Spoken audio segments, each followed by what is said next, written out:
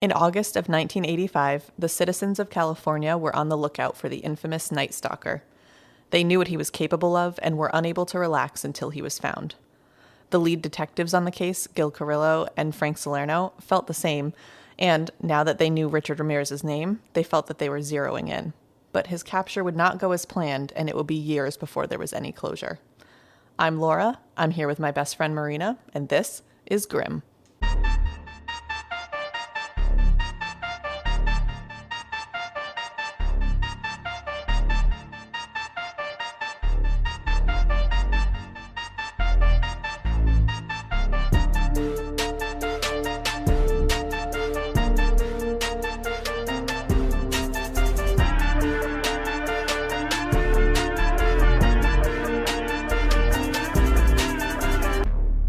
The epic conclusion of the Night Stalker. Oh, there's a fourth part.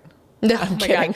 I think people would hunt you down. Yeah. No, I would already be dead. Yes. Because I would off myself. Yes. We got some complaints about 3 parts, but you know what, Laura? I want to give you kudos for how thorough and wonderful these episodes have been.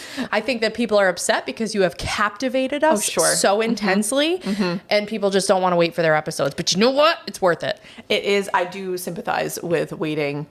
So I do appreciate that. But that's all I got to say. And I have to wait too, Gremlins. Yeah. Like, just so you know, it's like I don't get a sneak peek. Like, I'm along for this journey with you. So. I mean, so am I, because I don't write all of, like, we don't write them way in advance and then just split it up. Like, we're like just in time here. Yes. Though my next case, I'm doing a serial killer, and I already have 19 pages of notes. So that one's definitely 2 parts. So spoiler alert on that. So buckle up, okay? Because you're going to have to wait for that one too. I was going to say, they were like, excellent, we got through the 3-parter. Now we can't wait to hear something to conclusion in the next episode. And we're like, no, you can't. Go back and listen to part 1 or to episode 1. Go listen to a different episode. I don't know what to tell you. Okay, so before we get into Night Stalker part 3, we have our favorite part of the episode, our Patreon shout outs, and we have a ton for this time. Guys, we love you so much. It's so cool. I'm just like in disbelief every time, and I know that I say that every time, but I am. It's true. Here we are. We'll never get over it. Nope. So our first shout out is Morgan G. Morgan G. Yay, Morgan. We love you. We love you, Morgan. And next up is Vanessa. Yay, Vanessa. We love you. Thank you. Thank you so much. Samantha K. Samantha, we love you. Thank Woo. you. Lev S. Lev S. Yes. Thank you. Thank you. Megan P. Megan Woo, P. Megan. We love you. We love you. We love you so much. Abby D. Abby D. Woo. We love you. Thank you. Holly H. Holly H. Yes. We love you. Thank you, girl. We love you. Rebecca H. Rebecca Yay. H. We love you. Are you friends with Holly? We love you both. Cousins, first cousins. Thank you so much. We don't know. And Lisa. Lisa, Yay. we love you. We do love you. Seriously, thank you. I know we say it every time, but we so appreciate it. It blows our minds that you would support us that way. Yeah. And for those of you who just joined the Discord, we can't wait to chat with you. It's so fun. We love you guys. We love you. So much. Now to assault your ear holes. Okay. Goodbye. So we left off last episode with the reveal of the Night Stalker's identity, Richard Ramirez. But just because police knew who he was didn't mean they were able to catch him. I'm upset about this. Yes. But before I tell you how that went down, I want you to know who he was as well.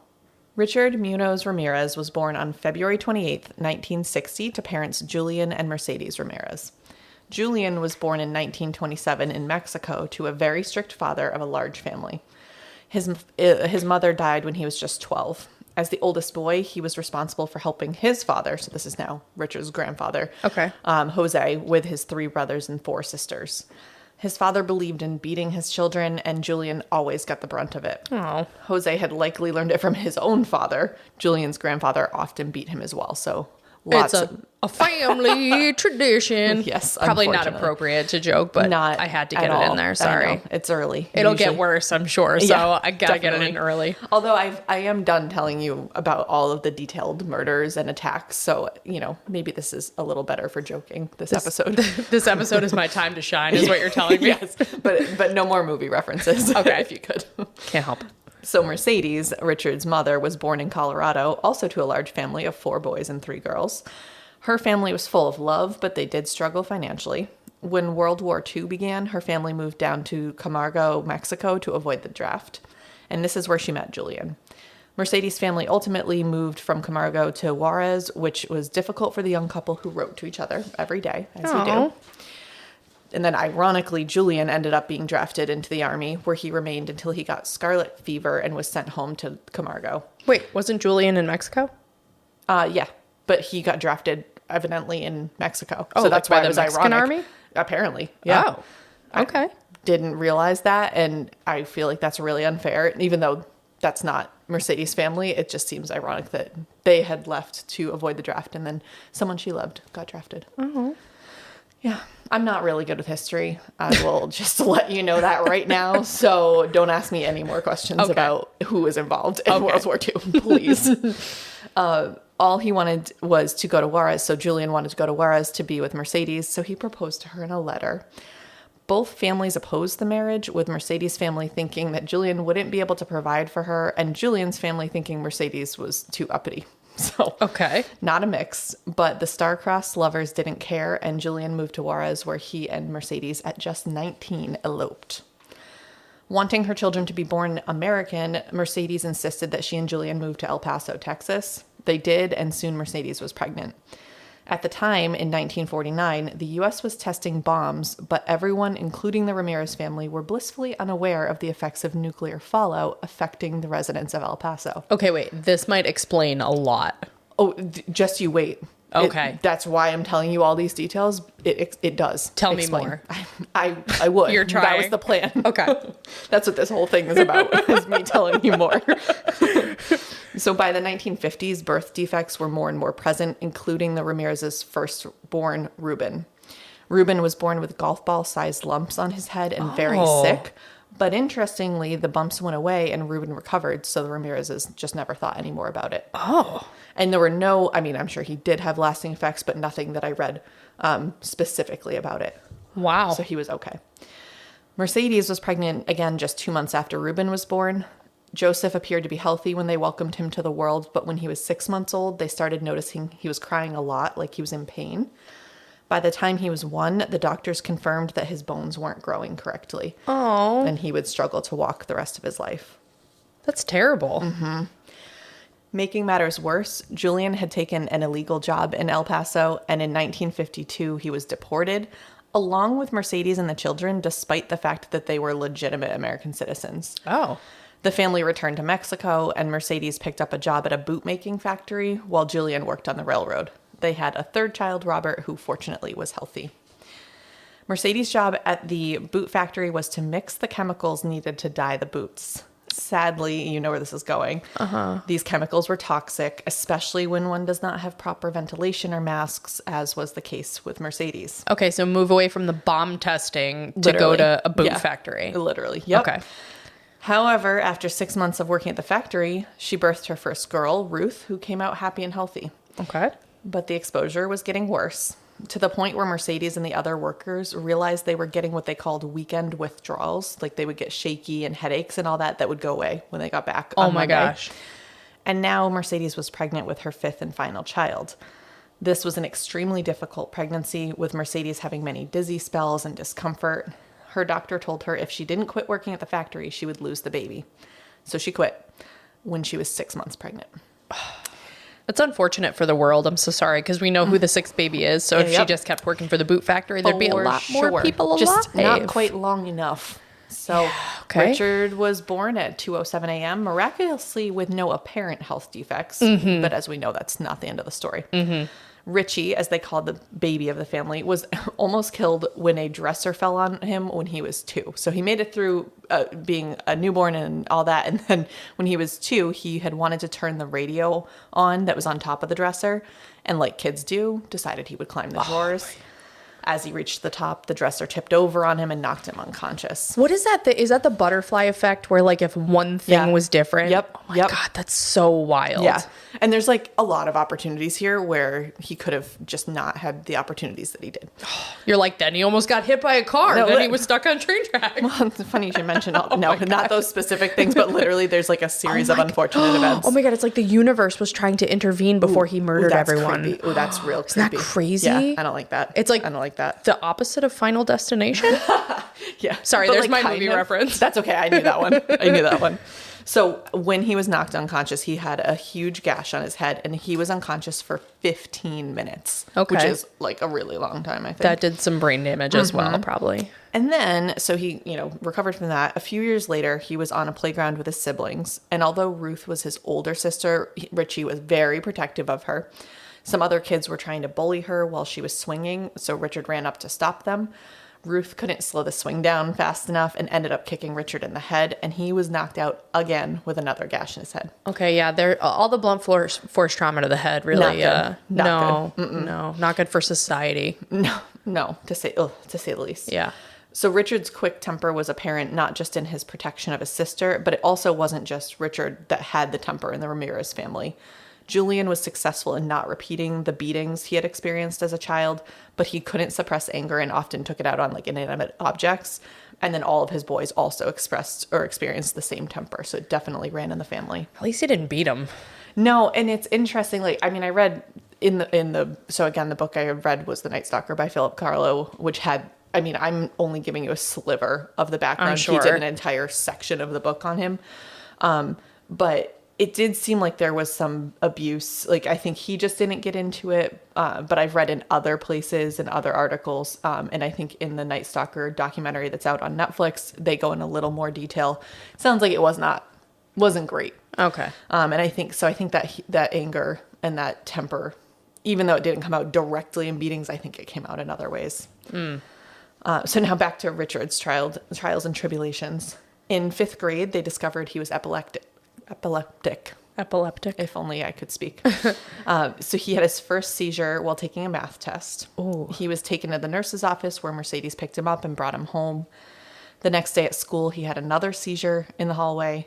So Mercedes took him to the hospital where they confirmed he was epileptic, but said he'd grow out of it. Were they grand mal seizures? Yes. Okay. I think so. I know what you were talking about. I'm just trying to remember. I can't remember if I read that they specifically were, that they specifically weren't. And that seems like an important distinction. Yeah. But he did have almost daily seizures through his teens, but then it began to lessen and eventually stop. Huh. Grim fact, though. He was later diagnosed with temporal lobe epilepsy, which is said to have associations with altered sexuality, hyper-religious feelings, and excessive aggression. So that also you don't say. Yeah, exactly. Now, as if Richard's genetic dispositions weren't enough trouble for him, he also had begun hanging out with his cousin Mike. Mike, who I think he was in his early 20s, it didn't say in the book, had fought in Vietnam and, like many vets, come back with a lot of trauma.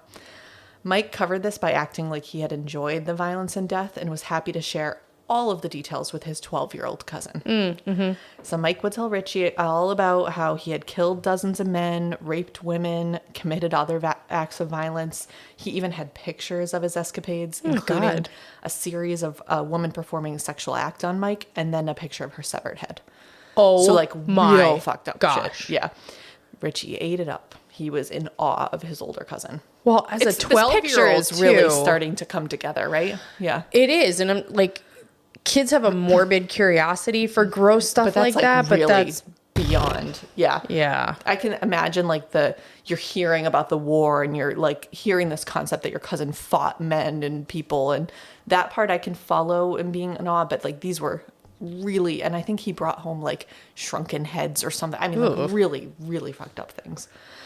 Now that wasn't it, of course. So but wait, there's more. Yeah, thanks, Billy. Mike was married to a woman named Jessie who did not approve of Mike's behavior. She would constantly nag him to stop sharing these details with Richie, stop smoking pot, and get a job. Reasonable requests. But on May 4th, 1973, and Gremlins, what do we say about specific dates? They are it's not bad. good. It's not good. Mike had had enough. Richie had come over as usual, gone to the fridge to grab a Coke as usual. When he opened the fridge, he saw a gun, and he asked Mike about it. Mike said he might use it later. Richie shrugged, and they just began to play pool. That's where you keep guns, though, right? In the refrigerator? To keep them cool. Okay. So Jessie, who had been out grocery shopping, came home shortly after that and immediately got on Mike for being lazy. Mike calmly walked to the fridge, got the gun, and told Jessie he would shoot her if she didn't shut up. She called his bluff, continuing to yell at him.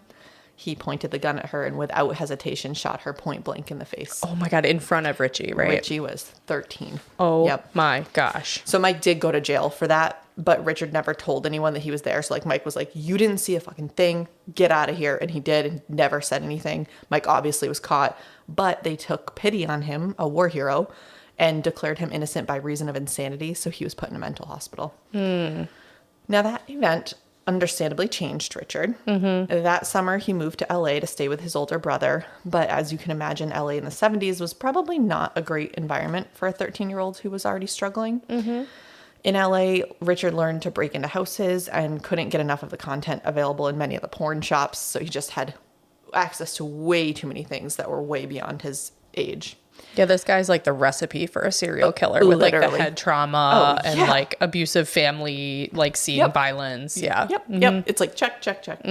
I didn't write it in here, but he also remembers killing animals when he was a kid. Like it's literally all of the things that you would check off. Yep. He also began to experiment with drugs, and on his LSD trips, he became enthralled with the teachings of Satan.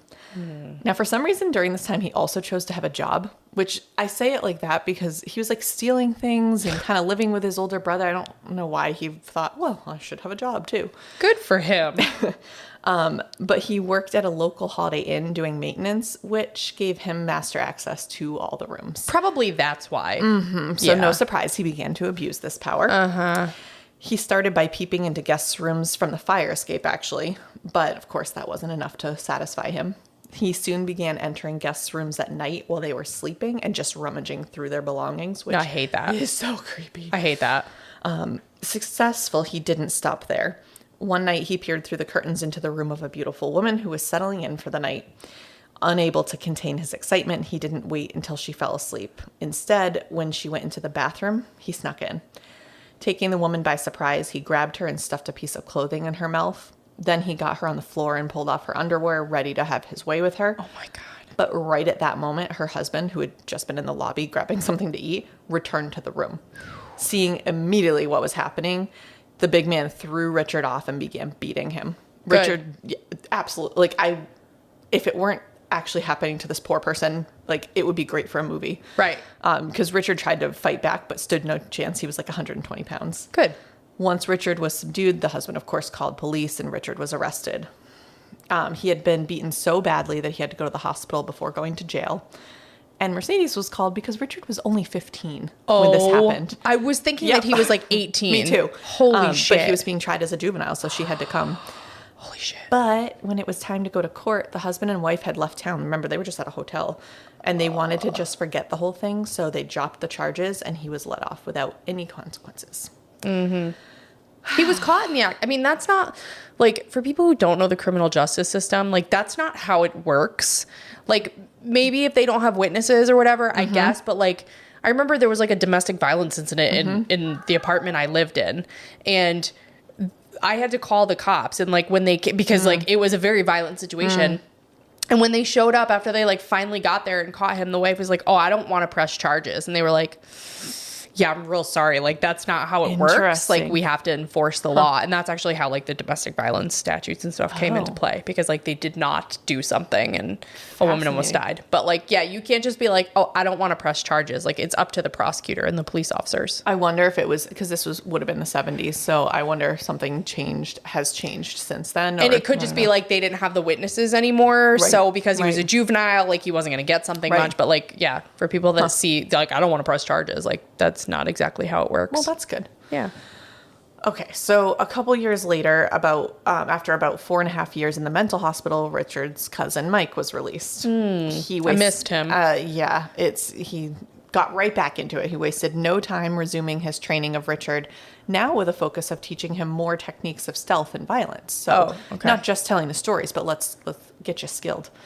So using his sharpened skills to fund his new cocaine habit, on top of the hallucinogens he enjoyed, Richard lived a nomad life in LA, sleeping in cars and stealing them to get around and all that.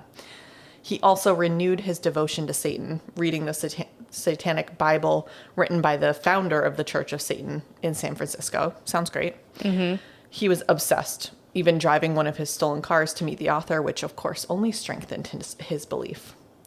To top it off, on his way back, he was arrested for stealing a car and then spent that short time in prison listening to satanic preachings of another inmate.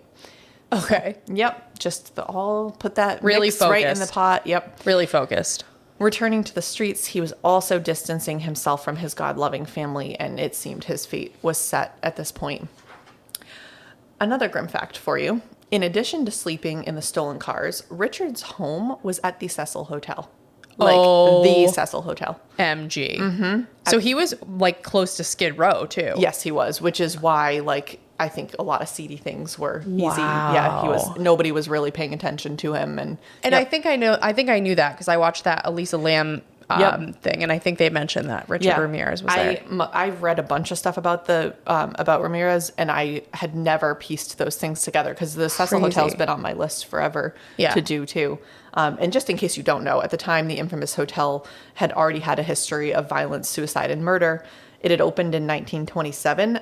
It was initially very successful, then the stock market crash of 1929 hit hard. So the hotel soon lowered its rates, and because it was close to Skid Row, it just drew in seedier and seedier characters. Yeah. So Richard used his 14th floor room as home base while he committed many of the murders I told you about. Yuck. So yeah, that is for sure a grim fact. Mm-hmm. Now, it seemed like Richard had really figured it out. At least he certainly thought so. He had followed the news and knew that they had connected the crimes together, but not that they had connected him as the Night Stalker who committed them. Uh-huh. But as we know from part 2, the police were hot on his tail. On August 30th, 1985, a week after his most recent attack, Richard took a break from his typical evenings of rape and murder and decided he wanted to go visit his brother in Tucson. He took a Greyhound bus, not realizing that the police were stationed in Tucson to look for him because they knew he had family there. When the bus pulled in, Richard took note of the plainclothes cops, and although he didn't know they were for him, he was like, nope, I'm out of here. Got right back on the bus, bought a ticket, and went right back to LA. Oh, wow. Yep. Now, back in LA, police had correctly suspected that Richard would try to leave, but were completely off on the timing. So they had solely focused on the departures in the terminal and completely missed Richard when he arrived back into LA that morning. God. On a side note, maybe it's because I'm not a criminal, but how does one recognize plainclothes officers? I have no idea. I guess like if they're like putting their hand up to their ear and like talking in devices, but that was also like the 80s, so they probably didn't have that kind of technology. So I mean, maybe they were like too put together, with, like military haircuts or something. But I like, don't know. Again, I'm not a criminal. Maybe Same. like criminals are probably better at spotting plainclothes officers than I am. I don't know. They're probably like casing, looking around and But I actually don't know that either. But so he did. yeah, I was stuck on that point. Yeah. That or maybe Satan had his back after all.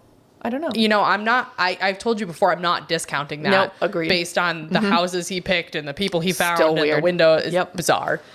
Now, the front page of that morning's paper, which Richard hadn't read yet, was his face plastered next to giant text of the Night Stalker. So previously the police had been debating, are they going to actually say his name and show his picture and all that? Right. And they hadn't the day before, but that morning they had. So he didn't know that yet. But people were now on the lookout. So with the heat already stifling, Richard entered a convenience store to get something cool to drink. While he was waiting in line, he overheard some elderly women pointing at him and saying "the killer" in Spanish. They're like, bro, your face is all over the newspaper. Literally. So he was confused until he saw what was on the stack of newspapers in front of him. Obviously, forgetting his drink, he grabbed one of the newspapers, ran from the store. But the cashier had already called the police and the chase was on. Bye-bye. He began running through the streets, trying to think of where to hide as he heard the sirens ramp up. He ran through backyards, jumping fences like Ferris Bueller style, until he ended up at a bus stop, which is great. He got on the bus, paid his fare, sat down, took a breath, until he looked around and saw the recognition on the face of every passenger. So he's like, fuck this, off the bus I go, now completely desperate to escape. He knew he would need a car to steal to get out of there. That was just the only way.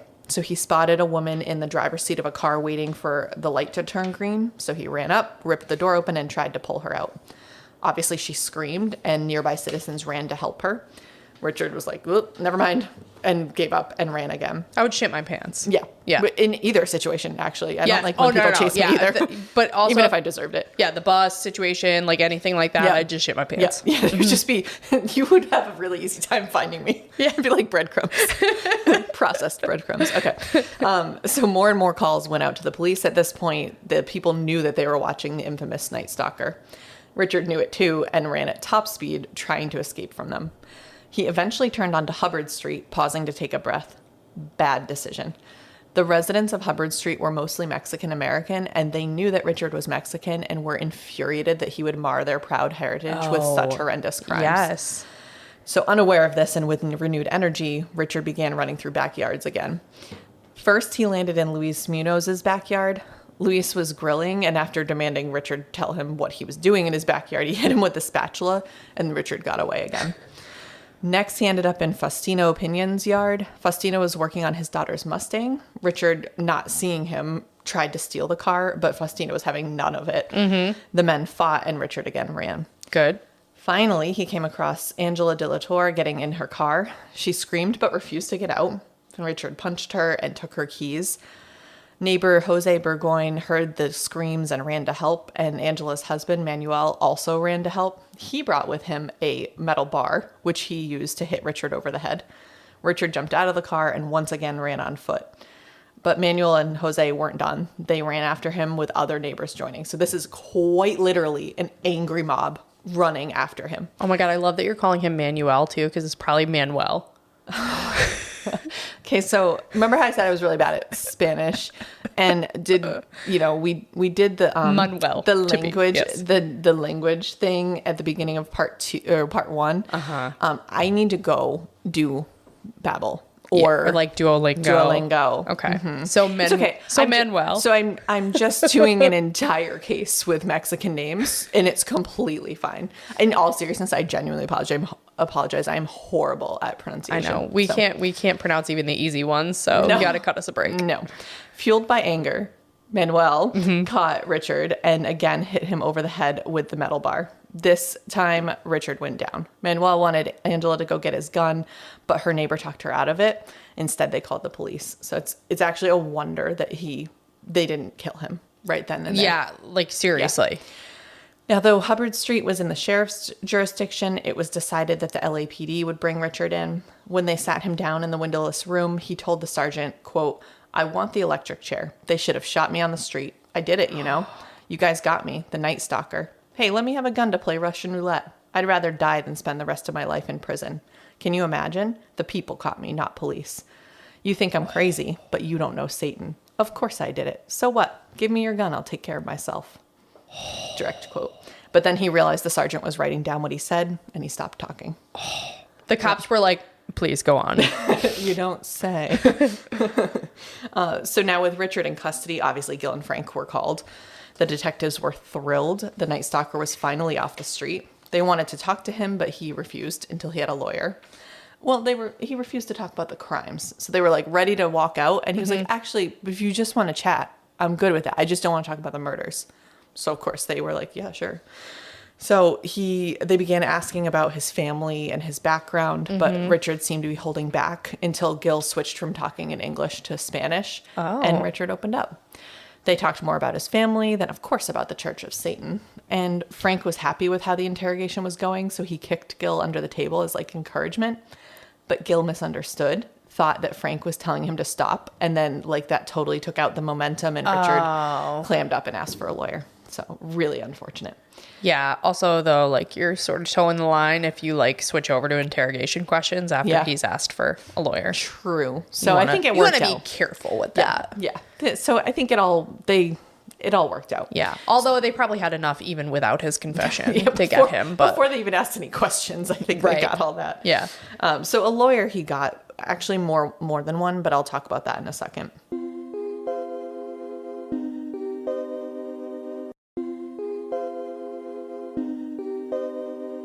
So for the prosecution, the state chose attorney Phil Halpin. It was a great choice by the district attorney's office. Phil was known to be extremely well prepared and successful in the courtroom.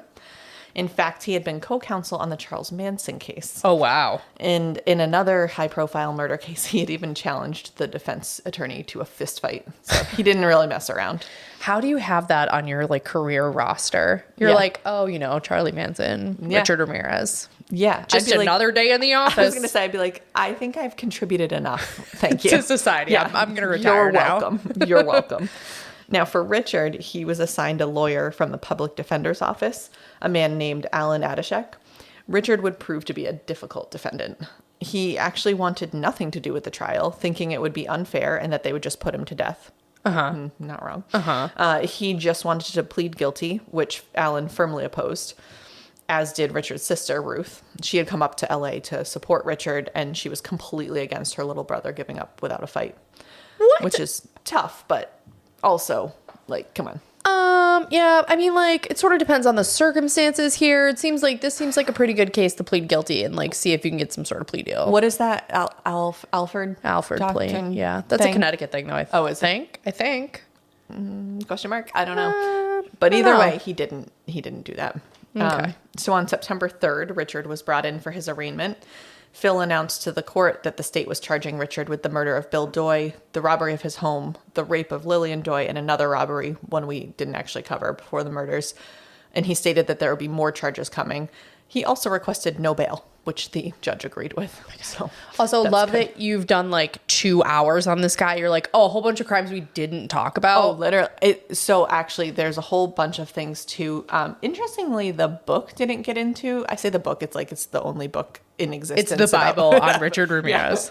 But interestingly, didn't get into this. Some of the documentaries did about, and I will not go into detail, but there were a series of child abductions and sexual abuse that happened right before all of this that they believed that they were connected, and had good reason to believe that. And one of the documentaries I watched, they basically made the decision not to go after it because they were like, we have more than enough and we're not putting those children through this. Right.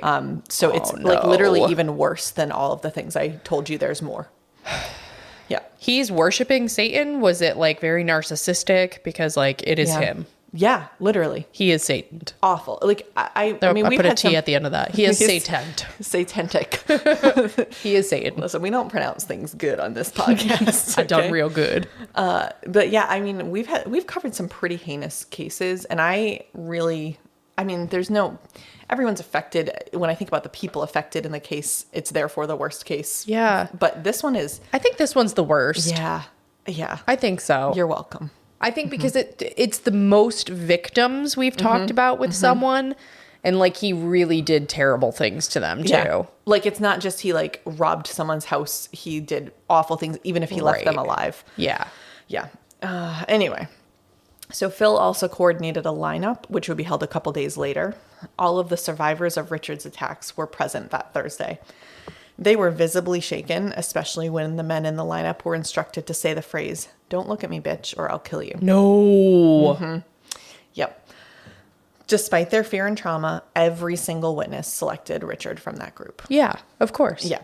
Well, they had the sketches pretty close too. Like people knew what he looked like. Definitely. There was actually a little bit of drama from the defense on that. They were like, well, how can, people are influenced by the sketches and seeing his face all over, which I kind of understand a little bit actually, but having been a defense attorney, I get it. Like you just got to go with what you have, but like also shut up. Yeah, exactly.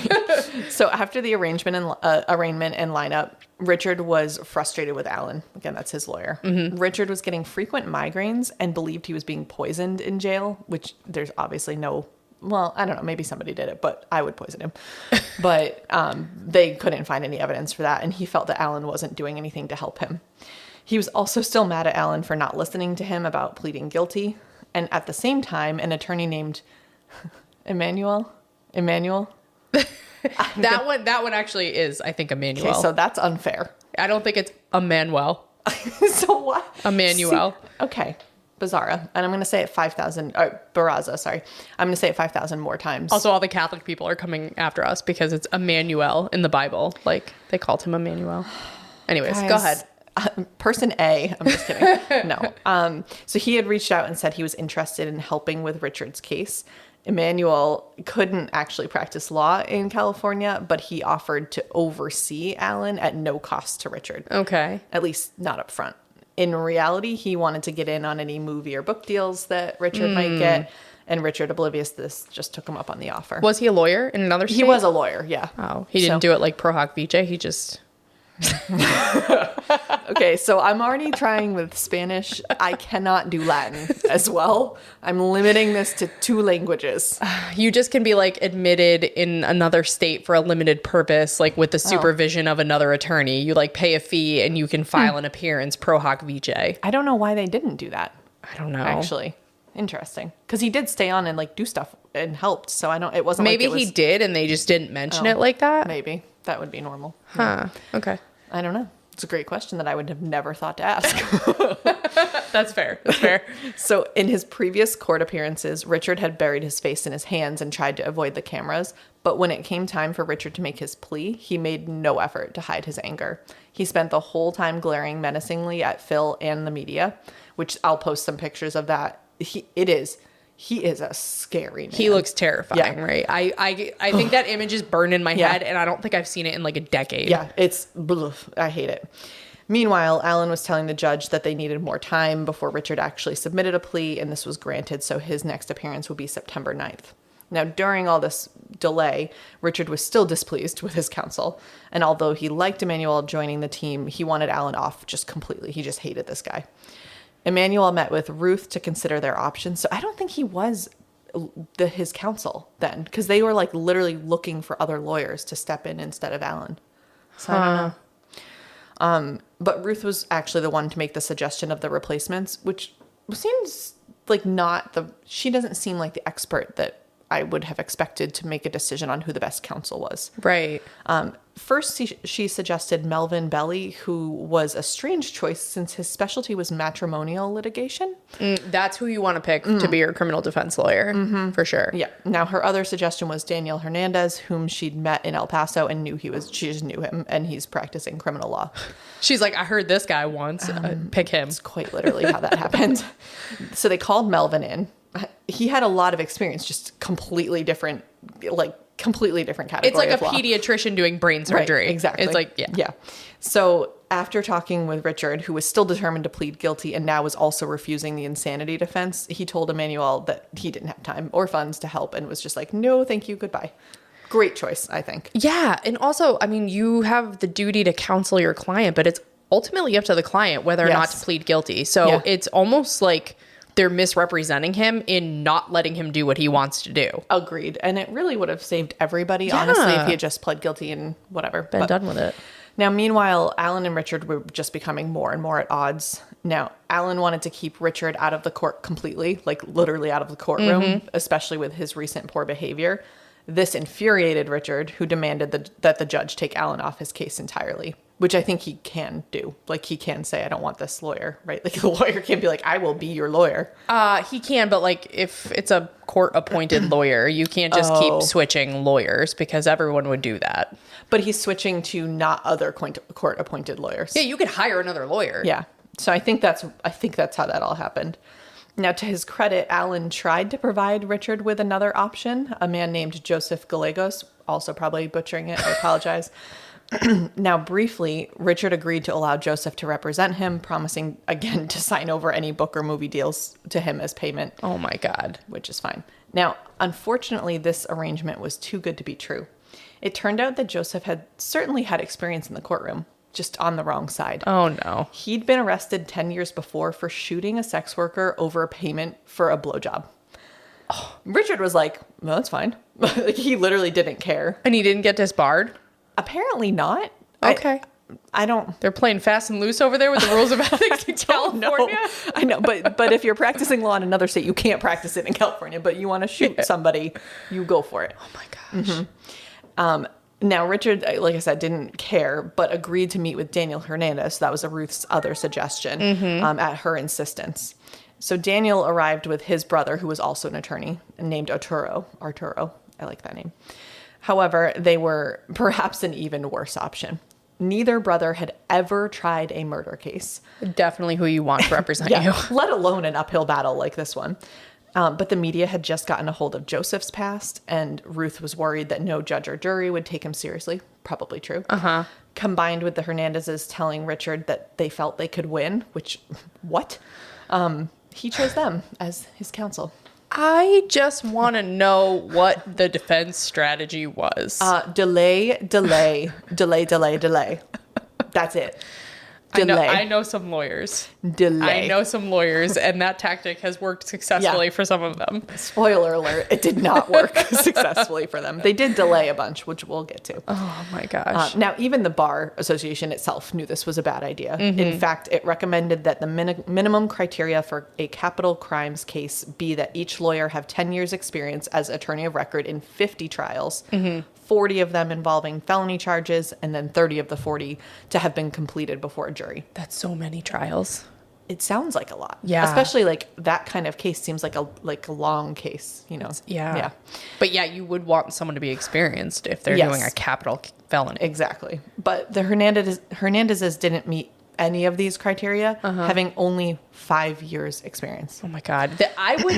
Another situation where I would poop my pants. Guys, I have a very regular digestive No prunes system. needed here.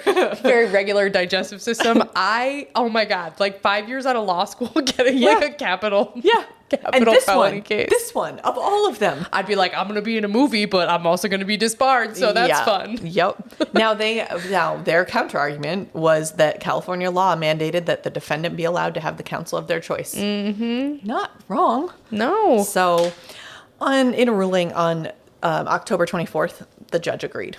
As a show of defiance in this hearing, Richard had drawn a pentagram on his palm and showed it to the court, also saying, "Hail Satan," which that's another famous picture of him holding that up. Yep. He then pleaded not guilty and the trial was on. Kind of. As I said earlier, a main component of Hernandez's defense was delaying the start of trial as long as possible. There is you'll know obviously far more about this than I do, but there is something to be said for that. Like, witnesses forget things, they die. Like, they won't come in, they change their mind, evidence degrades. Like, I can see there being an advantage to that. There's a strategy to that. But on the counter side, if you're going to submit any witnesses to try to say it was someone else or something like that, the same thing can happen to your witnesses. Yeah, that's true. That's true. So either way, that was basically their entire defense. They were probably like, oh, wait, we need witnesses? Oh, shit. Did you call anybody? Yeah. Who can we call is more the question. So they challenged every single type of evidence that Phil tried to bring in, as well as claiming that they needed more time to review said evidence. The judge did actually rule against the defense on just about everything.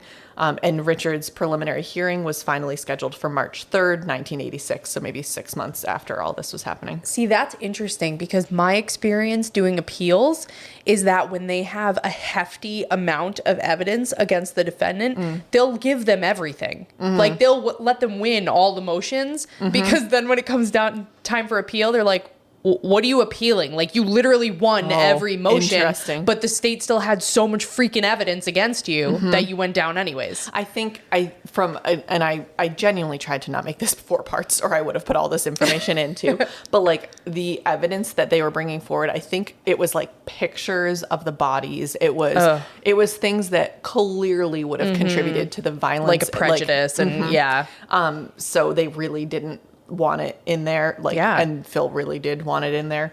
Either way, speaking of witnesses, Phil told the judge that he was planning on putting 140 witnesses on the stand. I can't say that surprises me with how many. Seems like a lot. But. It seems like a lot, but some of the cases we've talked about, there's been hundreds of witnesses. That's true. Richard Crafts and that's true. Debate had, I think he had like 80 witnesses. Yep. So over the next month, Phil and the Hernandezes went to battle again over every detail, each piece of evidence, and every witness. That's so wild. Finally, at the end of April, the judge ruled that there was indeed enough evidence to bring Richard to trial and set the date when Richard would need to enter another plea for his 50 new charges.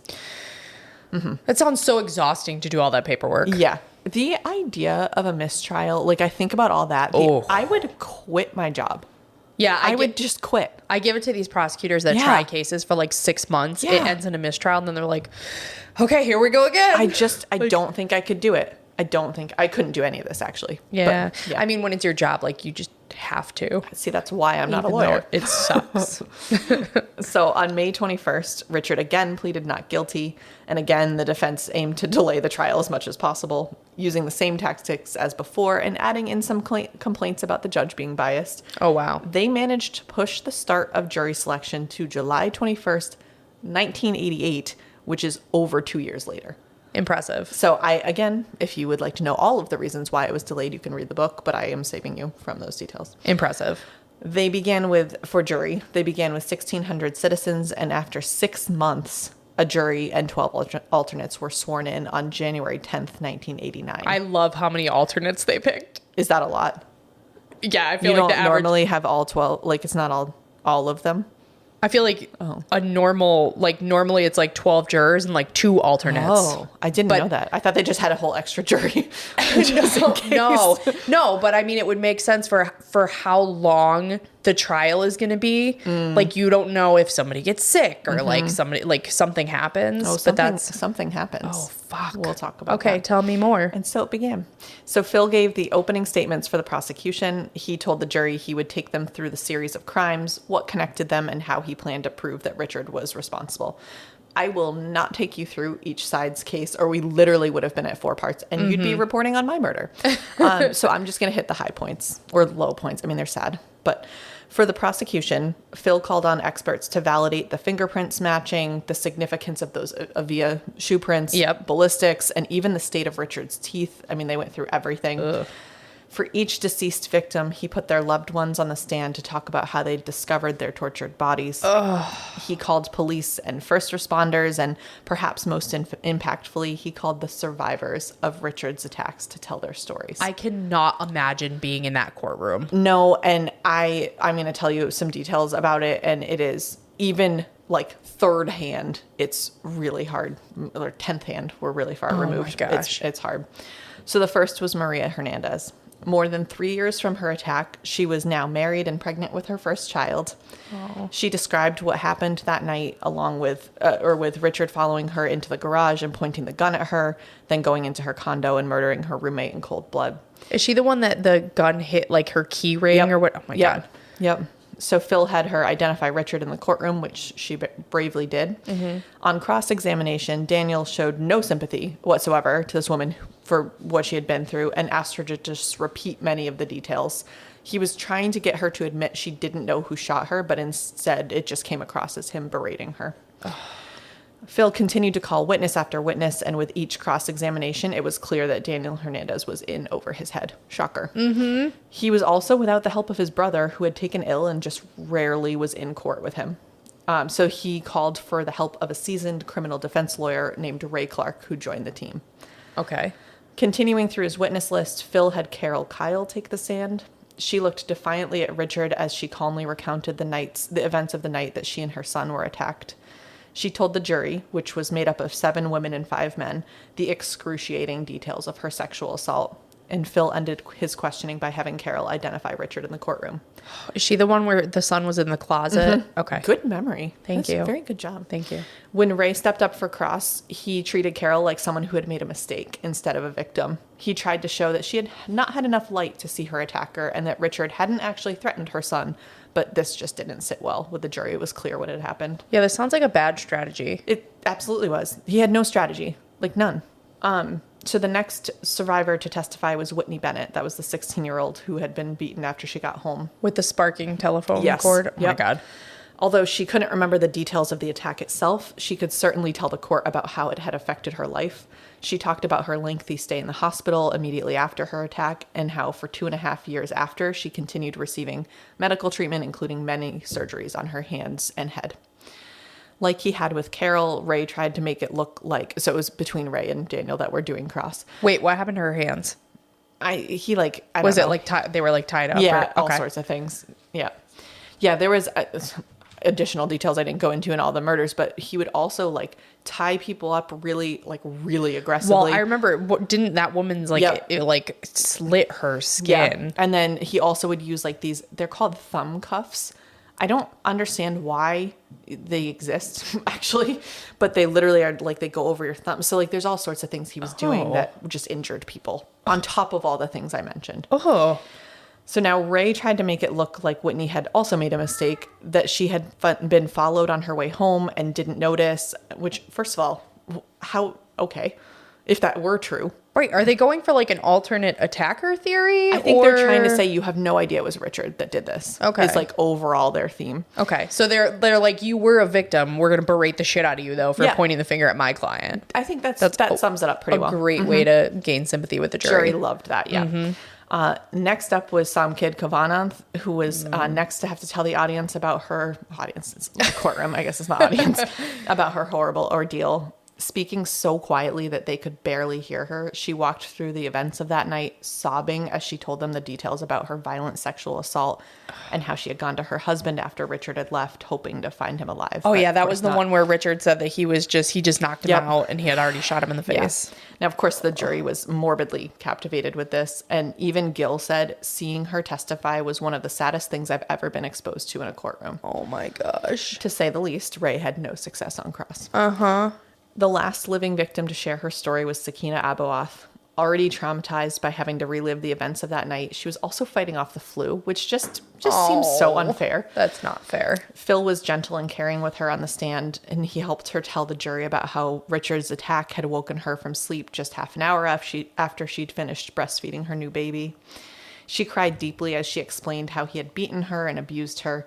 And by the end of the testimony, even the judge had tears in his eyes. Oh my gosh. And he was known to be a very stoic judge too. I would throw up in that courtroom. And there was one, it's a classic. I didn't write it, but I'm going to tell you because it's in my brain. They had shown a picture, they were like, is this your husband and all this? And she said something about he beat his head too. I didn't realize that, or it was like a revelation of something even worse. And it's just it's bad enough they have to go through all of this and then to find more details and be subjected. Yeah. So Ray did have questions for Sakina, but only ended up reinforcing the atrocious acts that Richard had put her through. Mm-hmm. I'm sensing a theme. Yeah. Now, throughout the prosecution's case, in addition to the details shared by the witnesses, as I said, Phil used photographs of the bodies to depict the severity of the crimes. None of this had ever been seen, obviously, by the public. So it was just a completely grueling trial. The judge kept being like, do you need a break? This is, really, really rough. By the time the defense gave their opening statements, there was little they could do. Daniel was the one who did the talking, and by the end of the arguments, it seemed like he was sweating so much that it looked like he was going to keel over and have a heart attack. He didn't, but it looked like it. Yeah, that's also not how to present yourself to a jury. They're like, damn, your lawyer is sweating through his suit right now. Literally. Yep. Enjoy prison. Exactly. Throughout his questioning of the witnesses, he tried, basically his strategy was just to poke holes in the quality of the evidence that prosecution had connecting Richard to the crimes. It was not helpful. Like the eyewitnesses? Yep. Just the multiple you didn't have eyewitnesses. enough light. You didn't know, it could have been somebody, but nada. At closing arguments, Phil took 4 hours to explain all the issues he had with the defense and reinforce the strength of his case. By the end of it, he had presented 139 witnesses and 537 pieces of evidence. Damn, he prosecuted the shit out of that case. He did. Ray did the closing arguments for the defense and again just tried to invalidate the evidence, but it was useless. Jury deliberations began on July 26th. However, they were delayed when, on August 14th, one of the jurors, Phyllis Singletary, failed to show up for court. The jurors were recessed until the next day, and when they returned, the judge solemnly told them that Phyllis had been found murdered. Dun, dun, dun. But really. Dun, my dun, dun. God. Yep. It turned out that she had been killed by her live-in boyfriend. Nothing to do with Richard. Oh my God, what are the odds? Yeah. So her boyfriend, James Melton, was an abusive man with an explosive temper.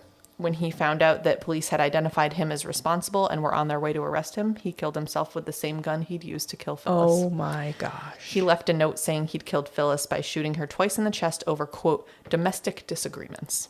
Oh, okay. Yeah. Now, the defense, of course, wanted to use this as a reason for a mistrial. But no. Well, so the judge put an alternate juror in, gave the jury a week and just asked if they felt that they could continue with their duties, and they said they could. Uh-huh. Now, on September 20th, the jury was ready with their decision. They unanimously found Richard guilty for each of his 46 charges. Woo! Yep. Which we knew, but still nice to hear. Following the conclusion of the trial, it was time for Richard's sentence to be determined.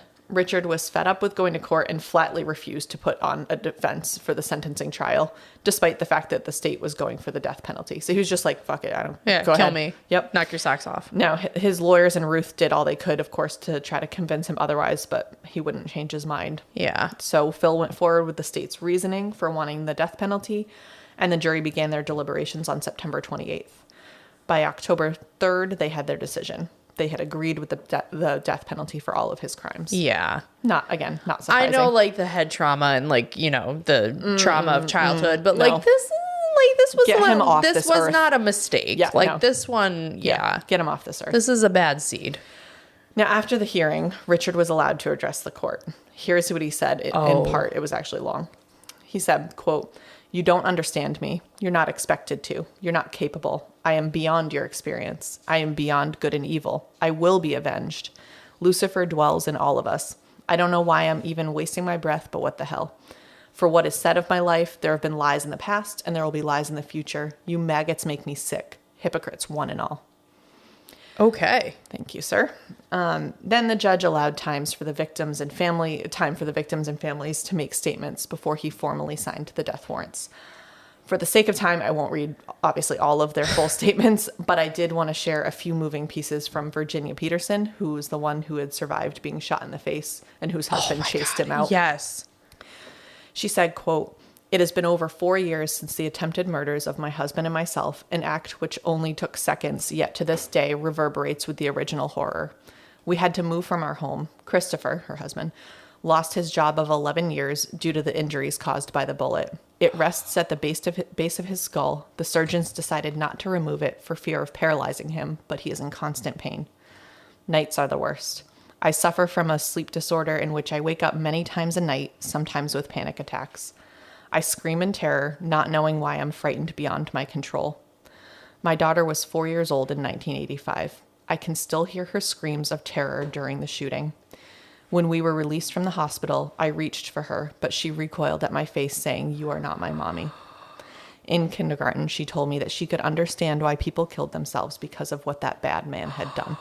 I've read this 1,000 times and it just gave me goosebumps again. Oh my God, I'm going to cry. Yeah.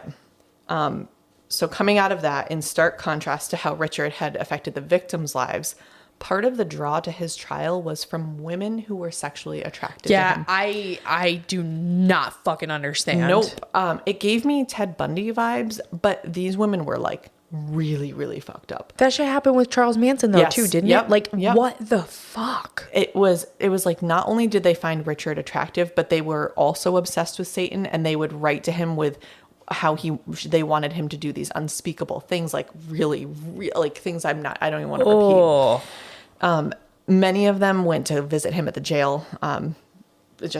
Anyway, it was bad enough when it was random women, but one such person was is that English? One such person? Yeah. Was sure. Cynthia Hayden, who was an alternate juror on the case. No. Mm-hmm. She even baked cupcakes for him on Valentine's Day while the trial was ongoing. I hope you choke on them, bitch. I don't know how that was allowed. Like, how is she not pulled off? Yeah, I think she probably got in under the radar because... Yeah. But she ended up taking the place of another juror who had to be excused. So she did indeed end up on the jury. Fucking kidding me. But as you heard from the outcome of the trial, she did ultimately find him guilty and elected that he be sentenced to death. But, like, can you imagine if just one person, because I don't actually know, do you need a unanimous vote? Yes. I thought so. But maybe it's because he wanted that. Maybe like he was like, "Listen, baby, make me cupcakes and convict me." That should go on a shirt. It should go on a shirt. Yep. Yeah, just fucked up. Whatever. So no one was more successful in proving her love to Richard, though, than a woman named Doreen Leoy. I think that's how you pronounce that. Leoy. That reminds me of the SpongeBob character. Anyways. Which one? I know SpongeBob. It's like the hoity-toity. Like the little scribble. Okay. You know the little scribble that makes a like Leoy noise? That's how it's spelled, so maybe that's how you're pronouncing it. Okay. We digress so far. Yep. As I said, this episode allows a little more for that. So the 25-year-old Doreen, and by the way, Richard was only in his late 20s. While all this Okay, was I'm happening. picturing him like at least 40. Same. Nope, in his late 20s. She had fallen in love at first sight of his mugshot when he was first arrested. As one does. Like the others, Doreen began writing to Richard. She also went to the court every day that she was allowed, and Richard was impressed with the depths of her devotion. She visited him as much as she could, and eventually he proposed to her in 1988, although they didn't marry until 1996. Oh, okay. In jail, obviously. I'm so sad for society. Well, speaking of marriage, a much happier grim fact that I'll share. Whitney Bennett ended up marrying Frank Salerno's son. Oh. Which, like, touches my heart because Frank had become close friends with Whitney's father, and after the attack, and the family spent a lot of time together. So that one made me happy. That's adorable. Yeah. All in all, Richard's death sentence covered the 13 murders of Jenny Vincow, Dale Okazaki, Veronica Yu, although hers was actually considered second-degree murder, which is annoying. Okay. Max and Vincent Zazzara, Bill Doy, Ma Bell, Mary Cannon, Joyce Nelson, Leela and Max Needing, Chanarang Kavanagh, and Elias Aboath. He was initially charged with the murder of Patty Higgins, which I told you about in part 1, but that charge was dropped due to lack of physical evidence. He was never charged with the murders of Peter and Barbara Pam. Obviously didn't matter from the sentencing aspect, but frustrating I think, for that family. Yeah. However, there were 3 other murders that Richard is suspected of but not charged with. In one of his few statements to the investigators, Richard is thought to be responsible for the double murder of Christina and Mary Caldwell. We did not talk about this one. The bodies of the 58 and 70-year-old sisters were found on February 20th, 1985, so right around the time of the first murders. Were they just about to retire? In a yellow house? Probably. They had been stabbed dozens of times, and there was blood everywhere. Yeah. But that wasn't the only crime that wasn't addressed in his trial. In 2009, Richard's DNA was matched to a sample obtained at a crime scene in San Francisco from over 20 years before. Oh, wow. On April 10th, 1984, so a year before all the cases the murders that we talked about. Yep. 9-year-old Mei Lung was kidnapped while outside with her younger brother. No. Richard had brought her down to a nearby basement where he beat, strangled, and raped her before killing her. He had stabbed her to death. 9. She was 9. Oh. And this was, so I mentioned there were all these other child abuse. So he, to our knowledge, didn't murder any others, but he did sexually abuse plenty of other, like, there was a string of these, and I think this was right around the same time. You're like, I'm not going to tell you about them, but let me tell you about this super depressing murder of a 9-year-old. Yeah, you're welcome. Thank you. Let me tell you a little more detail. Okay. He had stabbed her to death with a switchblade and then hung her body from a pipe. Oh my God. Allegedly, the ever-loyal Doreen decided this was the straw that broke the camel's back. Yeah. And she left Richard after finding out about his connection to this crime. She's like, the other ones were fine, but I draw the line at child murder. Yeah. Which, I mean, good. People have their principles. I get it. Boundaries. Yeah. Now, so all that being said, obviously Richard's lawyers appealed his sentencing, but in 2006, the California Supreme Court upheld his convictions and death sentence and denied his request for a rehearing. Mm-hmm.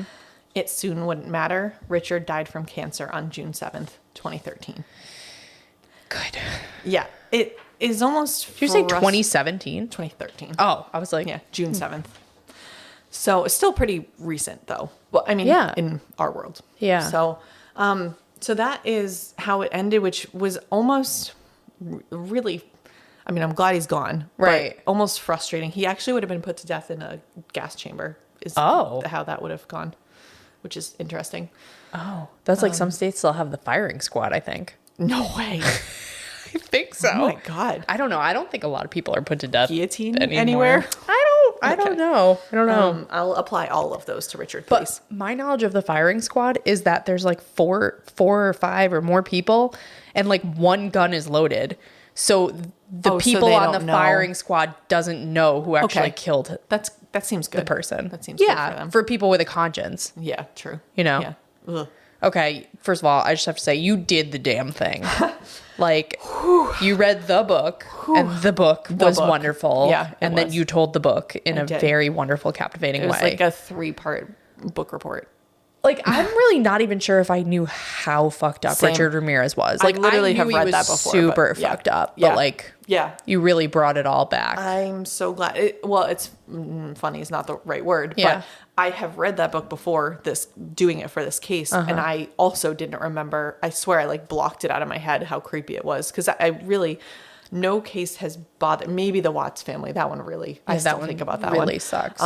But this one really got under my skin and just got into my head. So I'm really glad to be done with it, to be honest with you. Oh, yeah. I think it's hard. Like, honestly, I think we forget things like that because it's hard for non-abnormal brains to, like, comprehend it. Yeah. Yeah, like the psychology behind, yes, it's late. This psychology behind what type of person it takes to commit those crimes, to commit that many crimes, to commit, like, you know, we talk about someone like the heat of passion or like they've made like one bad mistake. Like this guy was out hunting people. Literally, yes. And then doing horrendous things to them and getting like jazzed up about it. He fully aware of what he was doing, fully aware and excited, as you said, by what he was doing and just like over the top, just a horrible person. I don't like it. So if you're enjoying Grimm, I'm not still. I'm still not. I'm still not. But luckily there is no part 4. That's it. That's all you're getting. I don't want to ever hear Richard Ramirez again. No. I think, I forget if I said this in one of the first parts because that was so long ago, but I had sent a picture to Marina of the book way early on. And I think all I said was, should I? Oh yeah. Yep. And I'm glad I did, but I'm also glad it's over. I'm glad you did too. But seriously, if you're enjoying Grimm, make sure you're getting the most in between episodes. You can find us on Instagram at Grimm Crime Podcast and on Facebook, just search Grimm, a true crime podcast. Or even better, as we said, you can subscribe to our Patreon by searching, you guessed it, Grimm, a true crime podcast on the Patreon app or website. Depending on the tier you choose, you'll get a shout out like we did in the beginning. You'll get bonus episodes every month and you'll get access to our supremely awesome Discord server. Whoop, whoop. You can send us an email at grimmcrimepodcast@gmail.com, and that's also where you can send case suggestions or DM us, whatever is easiest. And wherever you do listen, please rate us. And we actually just got a written review that made me really happy. We haven't even talked about it yet. So thank you for that. And thanks for being here. And remember, listen, learn, and stay alive until next time, because the future is grim.